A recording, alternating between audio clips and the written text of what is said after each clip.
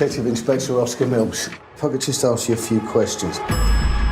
Did you know Miss Cavell? We were neighbours. She was always kind to me. So you didn't hear anything?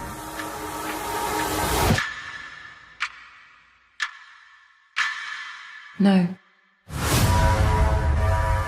28-year-old Veronique Radic fell from her apartment building in what appears to be a suicide. Alleged war criminal officially identified his daughter's body. Did you know Veronique well?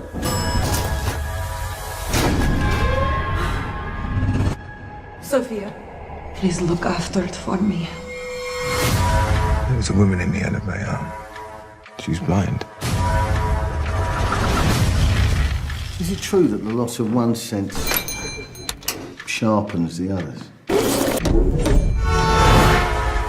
I'm being followed. These people kill every day. What is it?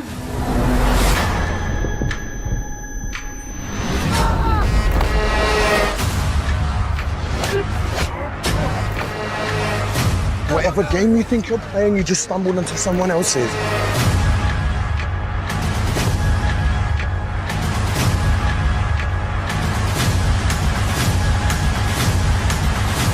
You don't have to do this.